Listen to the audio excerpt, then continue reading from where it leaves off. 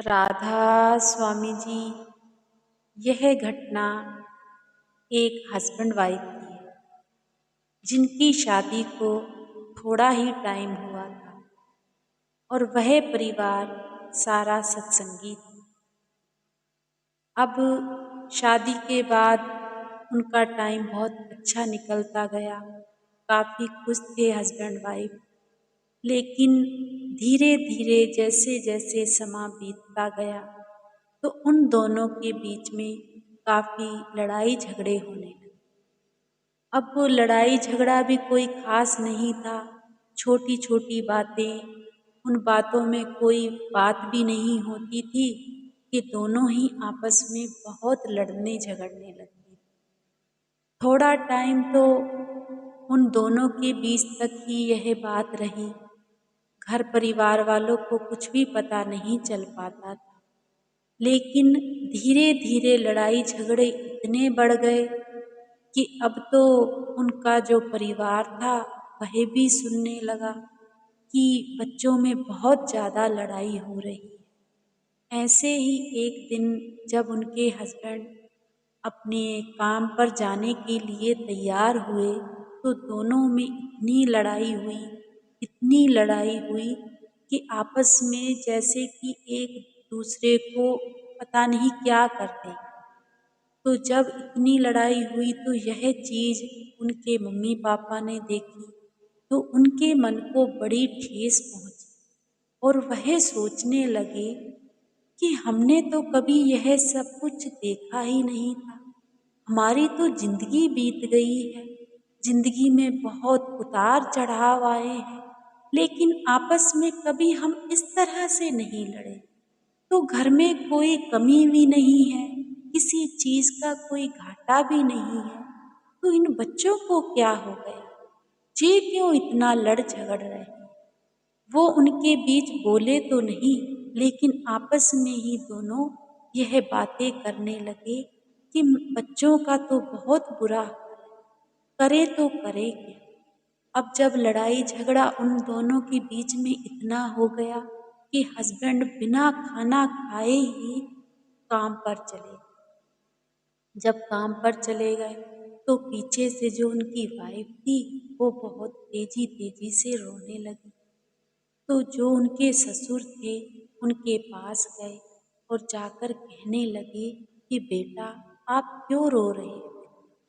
तो वह कहने लगी पापा आज यह मुझसे बहुत लड़कर गए, मैंने क्या बिगाड़ा है, मुझे यह सब कुछ अच्छा नहीं लगता।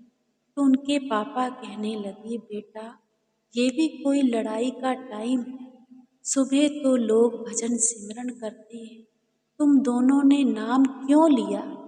मैंने तो कभी तुम्हें देखा भी नहीं है भजन सिमरन पर बैठे हुए, तो तुम्हारे में सहनशीलता कहाँ से आएगी, क्रोध ही तो आएगा। तो वह कहने लगी पापा आप मुझे यह बातें क्यों समझा रहे, अपने बेटे को समझाओ जो मुझसे इतना लड़ते हैं। तो वह कहने लगे कि बेटा मेरे लिए तो तुम भी उतनी ही प्यारी हो और बेटा भी उतना ही प्यारा है, मैं तो दोनों को ही समझाऊंगा कि ऐसे मत लड़ा करो। तो वह जो लड़की थी कहने लगी पापा आप मुझसे ऐसे बात मत करो, अपने बेटे को समझा। तो ससुर कहने लगे ठीक है बेटा, मैं तो यही कहता हूँ कि अपने भजन सिमरन की तरफ ध्यान दिया करो, मत इतना लड़ा करो, घर में कलेश अच्छा नहीं होता। तो यह बात वह कहकर वापस नीचे आ। जब नीचे आ गए तो वह अपनी वाइफ से कहने लगे कि बच्चों में तो बहुत ज़्यादा ही लड़ाई का माहौल है, ये तो भजन सिमरन भी नहीं करते हैं, शायद इसीलिए इनका ये हाल है। तो उनकी वाइफ कहने लगी आज बेटा आएगा तो आप उन्हें समझाओ। जब शाम को बेटा घर आया तो घर पर आते ही उनके पापा ने अपने बेटे को अपने पास बुलाया और कहने लगे कि बेटा यह सब कुछ घर में क्या चल रहा है, हमें तो यह बिल्कुल भी अच्छा नहीं लगता। पहले तो ये बताओ कि लड़ाई किस बात की? तो बेटा कहने लगा कि पापा मैं नहीं लड़ता, यह लड़ती है मुझसे। तो जो पापा थे वह कहने लगे, मुझे तो आप दोनों की बातें समझ में नहीं आती। वह कह रही है कि तुम लड़ते हो, तुम कह रहे हो कि वह लड़ती है। सही कौन है दोनों में से? सही तुम दोनों ही नहीं हो। उसका क्या है मतलब कि तुम्हारा भजन सिमरन नहीं। नाम क्यों लिया था तुम लोगों ने, जब नाम को जपना ही नहीं था? इसलिए नाम लिया था कि नाम को लेकर छोड़ दो और तुम लड़ाई झगड़े करते रहो। तो कह आगे से बेटा कहने लगा, पापा मेरे पास इतना टाइम नहीं होता कि मैं भजन सिमरन करूं। तो पापा कहने लगे, बेटा लड़ाई का टाइम होता है तुम्हारे पास? ऐसे ही उनमें काफ़ी बातें होती रहीं। तो बेटा भी वहाँ से उठकर चला गया। तो अब जो पापा था वह तो बहुत बड़ी दुविधा में फंस गया कि इन्हें तो समझाना बहुत मुश्किल है, करें तो करें क्या? वह अपनी वाइफ से कहने लगा कि बताओ अब हम क्या करें? तो उनकी वाइफ कहने लगी कि देखो, आप गुस्से से मत काम लो, प्यार से ही समझाओ, बच्चे अपने आप समझ जाएंगे। तो फिर दोनों मम्मी पापा अपने बच्चों के पास फिर से दोबारा से गए और जाकर कहने लगे कि बेटा और बहू, हम आपसे यही कहते हैं कि बिल्कुल लड़ाई मत करा करो, लड़ाई झगड़े में कुछ भी नहीं रखा है। तो हम तो आपको एक ही बात समझाएंगे कि भजन सिमरन में बहुत ताकत होती है। भजन सिमरन एक ऐसी चीज है कि बड़े से बड़ा अगर कितना भी क्रोध क्यों ना आया हो, वह क्रोध भी ठीक हो जाता है। अगर आप हमारी बात मानोगे तो ठीक है, नहीं तो हम दोनों घर छोड़कर चले जाएंगे। आप लड़ो, चाहे जो मर्जी करो, जो आपको अच्छा लगता है फिर आप करते रहना।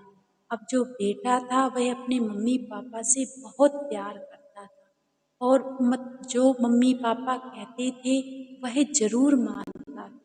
जब उसके पापा ने यह कहा कि हम घर छोड़कर चले जाएंगे, अगर घर में कलेश ऐसे ही रहा तो बेटे को बड़ा धक्का लगा। तो वह जो बेटा था वह अपने मम्मी पापा से कहने लगा कि आप बताओ पापा हम क्या करें? हमसे भजन सिमरन होता ही नहीं है, पता नहीं हमारा मन लगता ही नहीं है। तो उनके मम्मी पापा ने कहा कि बेटा ऐसा नहीं है कि हम लोगों में लड़ाई नहीं हुई कभी, लेकिन अगर हम दोनों में कोई किसी को ज़्यादा गुस्सा आता था तो एक जाना भजन सिमरन पर बैठ जाता था। तो मैं भी आपको यही राय दूंगा कि जब भी दोनों में से किसी को भी ज़्यादा क्रोध आए, अगर तुम्हें ज़्यादा आता है, तुम ज़्यादा बोलने लगते हो, तो बेटी को भजन सिमरन पर बैठ जाना चाहिए। अगर बेटी को आता है तो तुम्हें भजन सिमरन पर बैठ जाना चाहिए। देखना ऐसे ही धीरे धीरे तुम्हारा भजन सिमरन भी बनेगा और तुम्हारा जो क्रोध है वो भी ठीक हो जाएगा। बाबा जी के वचन तो मानना चाहिए ना, जो नाम लिया है उसका तो तुम्हें सत्कार करना चाहिए। अब बच्चों के मन में थोड़ा सा यह बात आई, लेकिन फिर से जब उनके मम्मी पापा चले गए, उनके बीच फिर से लड़ाई होने लगी। अब जो उनकी वाइफ थी वह फिर से हस्बैंड को कहने लगी कि तुम्हारे मम्मी पापा समझाने के लिए आ गए हैं, इनके बीच क्या कभी लड़ाई नहीं हुई, ये नहीं हुआ, वो नहीं हुआ। काफी कुछ वह लड़की बोलने लगी। तब वह लड़का जाकर भजन सिमरन पर बैठ गया कि यह तो अब जो पापा ने कहा है मैं अपने पापा का वचन जरूर मानूंगा। अब वह जो लड़की थी उसमें इतना क्रोध आया हुआ था, अब वह बोली जा रही थी, बोली जा रही थी। अब उस भाई को भजन पर बैठे हुए भी 5-10 मिनट हो गए थे, लेकिन उस लड़की को इतना क्रोध था, वह कहने लगी देखो यह कैसे जाकर भजन सिमरन पर बैठ गया है।